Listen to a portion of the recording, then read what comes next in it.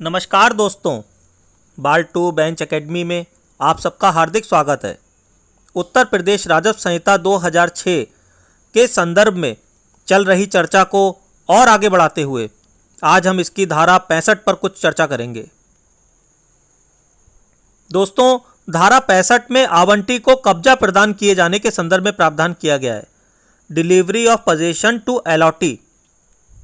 दोस्तों, हम लोग बेयर एक्ट से ही पढ़ाई करेंगे। अगर आप लोग अभी तक अपना बेयर एक्ट नहीं निकाल के लाए हैं तो कृपया वीडियो को यहीं पर रोक दें और पहले अपना बेयर एक्ट ले आइए और उसमें धारा 65 खोल लीजिए, वरना आप लोगों की कुछ समझ में नहीं आएगा। अब हम आगे बढ़ते हैं। धारा 65 में आवंटी को कब्जा प्रदान किए जाने के संदर्भ में प्रावधान किया गया है। इसकी उपधारा 1 पहले बेयर एक्ट से पढ़ लेते हैं, फिर हम इसको समझते भी चलेंगे। जहां धारा 64 के अधीन किसी भवन के निर्माण के लिए धारा 63 में निर्दिष्ट किसी भूमि का आवंटन किया गया हो और इस संहिता के उपबंधों के उल्लंघन में किसी आवंटी से भिन्न किसी व्यक्ति के अधिभोग में ऐसी भूमि हो, वहां उप जिलाधिकारी स्वप्रेरणा से आवंटी को ऐसी भूमि का कब्जा दिला सकता है और आवंटी के आवेदन करने पर ऐसी भूमि का कब्जा आवंटी को दिलाएगा और प्रदान प्रयोजन के लिए बल का प्रयोग कर सकता है या करा सकता है, जैसा कि वह उचित समझे। देखिए, सबसे पहले इसमें आ रहा है कि धारा 64 के अधीन किसी भवन के निर्माण के लिए धारा 63 में निर्दिष्ट किसी भूमि का आवंटन किया गया हो। अगर आपको धारा 63 और 64 अभी समझ में नहीं आई है तो कृपया इससे पूर्व का वीडियो आप एक बार सुन लीजिए। उसमें धारा 63 और धारा 64 पर एक्सप्लेन किया गया है। ठीक है। वैसे मैं आपको शॉर्ट में बता दूं कि धारा 63 में भूमि के बारे में प्रावधान किया गया है कि भूमि जिसे आबादी स्थलों के लिए आवंटित किया जा सकता है, और धारा 64 में उन व्यक्तियों के बारे में प्रावधान किया गया है जिनको उस भूमि को आवंटित करने में वरीयता प्रदान की जाएगी। तो यहां पर यही बात कह रहे हैं कि धारा 64 के अधीन किसी भवन के निर्माण के लिए धारा 63 में निर्दिष्ट किसी भूमि का आवंटन किया गया हो और इस संहिता के उपबंधों के उल्लंघन में किसी आवंटी से भिन्न किसी व्यक्ति के अधिभोग में ऐसी भूमि हो। अब हुआ क्या, मान लीजिए आप हैं, आपको भूमि का आवंटन किया गया लेकिन कब्जा उस पर किसी और व्यक्ति का है, तो आपको वो भूमि कैसे मिलेगी?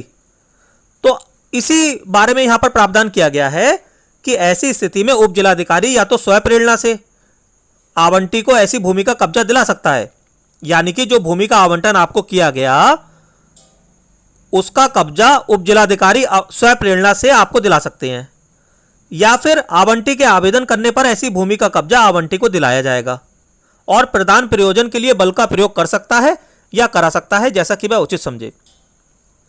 तो अगर आप आवेदन करते हैं कि साहब मुझे कब्जा दिलाया जाए, मुझे ये भूमि आवंटित हुई है, तो फिर वो आपको कब्जा दिलाया जाएगा। मैं एक बार फिर से धारा 65 की उपधारा 1 आपके लिए रिपीट कर रहा हूं, अब आप ध्यान से समझिएगा। धारा 64 के अधीन किसी भवन के निर्माण के लिए धारा 63 में निर्दिष्ट किसी भूमि का आवंटन आपको किया गया और उस भूमि पर किसी और व्यक्ति का कब्जा है, तो वहां पर उप जिलाधिकारी या तो स्वप्रेरणा से या आवंटी के आवेदन करने पर ऐसी भूमि का कब्जा आवंटी को दिलाएगा, यानी कि आपको दिलाएगा। और आपको कब्जा दिलाने के लिए अगर उन्हें बल प्रयोग की आवश्यकता भी पड़ेगी तो वह बल प्रयोग भी करा सकता है। एसडीओ बल प्रयोग भी करा सकता है, जितने बल की आवश्यकता पड़े। तो आपको उपधारा 1 क्लियर हो गई होगी कि आवंटी को कब्जा प्रदान किए जाने की बात यहां पर की जा रही है, कि कब्जा दिलाया जाना आवंटी को, जिसको भूमि आवंटित हुई है उसको भूमि का कब्जा दिलवाया जाना। अब हम आते हैं इसकी उपधारा 2 पर, पहले बेयर एक्ट से पढ़ लेते हैं। जहां कोई व्यक्ति इस धारा के अधीन बेदखल कराए जाने के पश्चात भूमि व उसके किसी भाग को किसी विधिपूर्ण प्राधिकार के बिना पुनः अधिभोग में लेता है, वहां वह ऐसी अवधि के कारावास से दंडित किया जाएगा जो 2 वर्ष हो सकती है, किंतु 3 माह से कम नहीं होगा, और ऐसे जुर्माने के साथ भी दंडित किया जाएगा जो 3000 रुपए तक हो सकता है। अब हुआ क्या कि एसडीओ साहब ने आपको कब्जा दिलवा दिया उस भूमि का, आपने उसको बेदखल करा दिया जो अवैध कब्जा करे हुए था, लेकिन बेदखल होने के बाद में उसने फिर से उस पर कब्जा कर लिया आपकी भूमि पे, तो क्या होगा? इस संदर्भ में उपधारा 2 में प्रावधान किया गया है कि अगर बेदखल कराए जाने के पश्चात में वह व्यक्ति किसी विधिपूर्ण प्राधिकार के बिना उस भूमि को पुनः अपने अधिभोग में ले लेता है तो ऐसा व्यक्ति कारावास से दंडित किया जाएगा, जो 2 वर्ष तक का हो सकेगा और मिनिमम 3 महीने का होगा। यानी कि कम से कम 3 महीने की सजा तो होनी है उसे, और 2 साल तक कितनी भी सजा हो सकती है। और ऐसे जुर्माने के साथ भी दंडित किया जाएगा जो 3,000 रुपए तक हो सकता है। यहां पर और वर्ड है, यानी कि सजा भी होगी और जुर्माना भी लगेगा। तो ये वाली जो उपधारा 2 है, ये प्रारंभिक परीक्षा के दृष्टिकोण से बहुत महत्वपूर्ण है। आपको धारा 65 की उपधारा 2 को रट लेना है कि इसमें 2 वर्ष तक की सजा का प्रावधान है और मिनिमम कितनी होगी, 3 महीने, और 2 वर्ष के साथ साथ जुर्माने का भी प्रावधान है 3,000 रुपए तक का। इतना आप रट लीजिए, क्योंकि प्रारंभिक परीक्षा में इस पर भी क्वेश्चन बन सकता है। आगे इन्होंने परंतुक दिया हुआ है, उस परंतुक को भी पढ़ लेते हैं। परंतु न्यायालय दंड पारित करते समय अभियुक्त दोष सिद्ध करते हुए यह निर्देश दे सकता है कि ऐसे जुर्माने जिसे वसूल किया जाए का संपूर्ण या ऐसा भाग आवंटी को उपयोग और अधिभोग के लिए क्षति स्वरूप दिया जाए, जैसा कि न्यायालय उचित समझे। इसे प्रैक्टिकल एग्जाम्पल से ही समझ लीजिए, आपको ज़्यादा सरलता से समझ में आ जाएगा। जैसे मान लीजिए आपका मैं एग्जाम्पल दे रहा था, आपको भूमि अलॉट हुई थी, फिर आपने उसको बेदखल करा दिया, ठीक है, एसडीओ की मदद से। उसके बाद में जब वो बेदखल हुआ तो उसने फिर पुनः अधिभोग में ले लिया था, तो आपने उसे सजा करा दी और उसे जुर्माना भी कोर्ट ने डाल दिया। अब जब कोर्ट जुर्माना डाल रही है तो जुर्माना डालते पे कोर्ट ये ऑर्डर दे सकती है कि जो जुर्माना डाला गया है उसे आपको यानी आवंटी को उपयोग और अधिभोग के लिए जो क्षति हुई है तो क्षति स्वरूप उसे दिया जाए, यानी कि वो जुर्माना आपको मिल जाएगा। ठीक है, अब आते हैं उपधारा 3 पर। उपधारा 3 में कह रहे हैं जहां उपधारा 2 के अधीन किसी कार्यवाही में मामले का संज्ञान लिए जाने के पश्चात न्यायालय का किसी भी स्तर पर शपथ पत्र या अन्यथा द्वारा समाधान कर दिया जाता है कि इस संहिता के उपबंधों के उल्लंघन में अभियुक्त का ऐसी भूमि पर अधिभोग है जिससे ऐसी कार्रवाई संबंधित हो और आवंटी ऐसी भूमि पर कब्जे के लिए हकदार हो, तो न्यायालय संक्षिप्तता मामले के अंतिम अवधारण को लंबित रखते हुए ऐसी भूमि को अभियुक्त से खाली करा सकता है और आवंटी को ऐसी भूमि पर कब्जा दिला सकता है। अब इसमें क्या कह रहे हैं कि किसी भी स्तर पर मान लीजिए एफिडेविट द्वारा, शपथ पत्र द्वारा या किसी भी और प्रकार से कोर्ट को यह सेटिस्फाई कर दिया जाता है कि अभियुक्त जो है उसका ऐसी भूमि पर अधिभोग है। The accused is in occupation of the land, ठीक है, जिसके संबंध में कार्रवाई चल रही है, या फिर आवंटी ऐसी भूमि पर कब्जे के लिए हकदार है, तो फिर न्यायालय क्या करता है कि मामले के अंतिम अवधारण को पेंडिंग रखते हुए भूमि को पहले तो अभियुक्त से खाली करा देता है और फिर आवंटी को ऐसी भूमि पर कब्जा दिला सकता है। यह बात कह रहे हैं।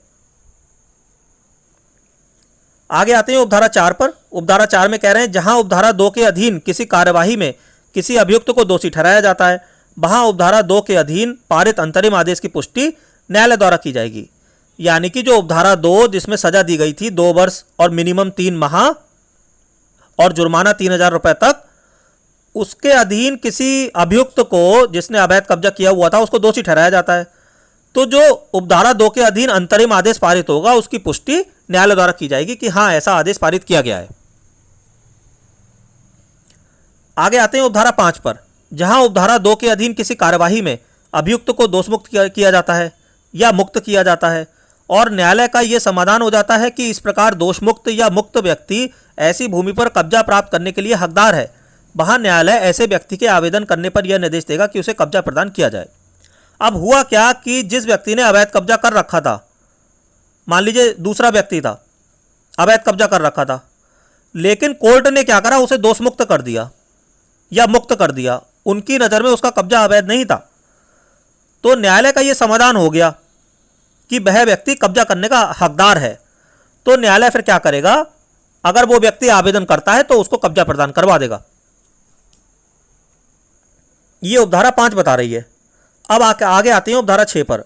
उपधारा 6 में यह प्रावधान है कि दंड प्रक्रिया संहिता 1973 में अंतर्विष्ट किसी बात के होते हुए भी उपधारा 2 के अधीन किसी अपराध पर संक्षिप्त विचारण किया जा सकता है। यानी कि उपधारा 2 में जो आपने अभी पढ़ा था उसके संदर्भ में समरी ट्रायल किया जा सकता है, संक्षिप्त विचारण किया जा सकता है।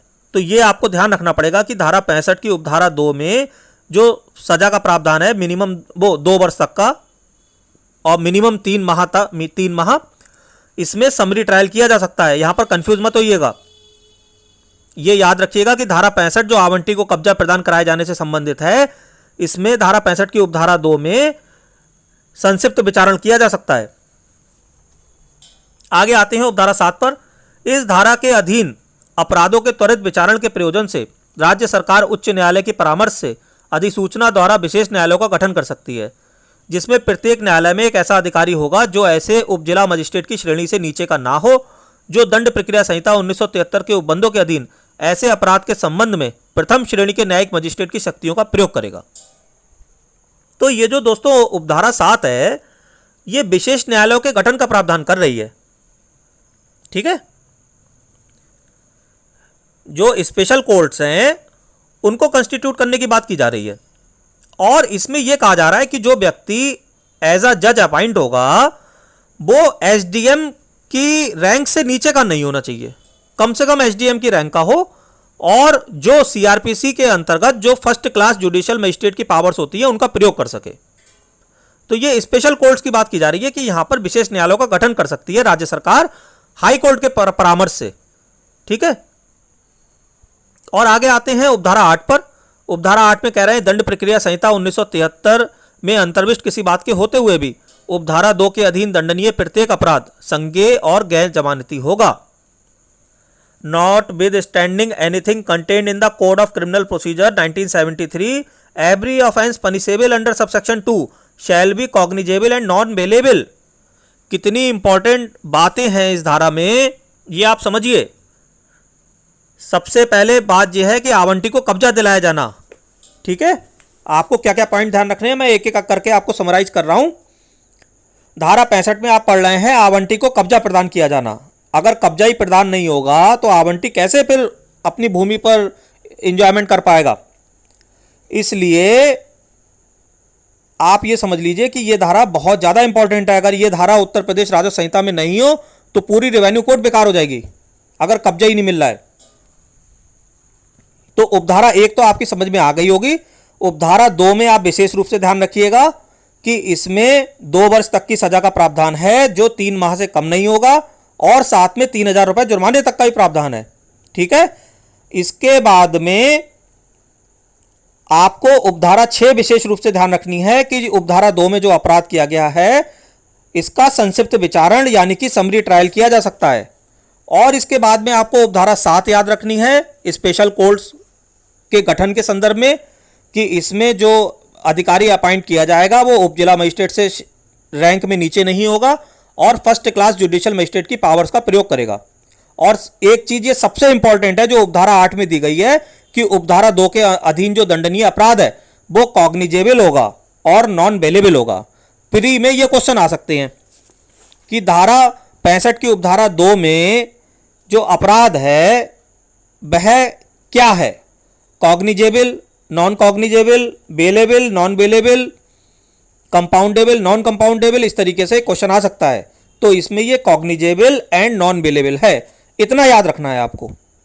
ठीक है, तो दोस्तों मैं आशा करता हूं कि आपको आज का विषय पूरी तरह समझ में आ गया होगा। अगर आपको मेरा वीडियो अच्छा लगे तो कृपया करके वीडियो को लाइक कीजिएगा और मेरे चैनल को सब्सक्राइब कीजिएगा। धन्यवाद।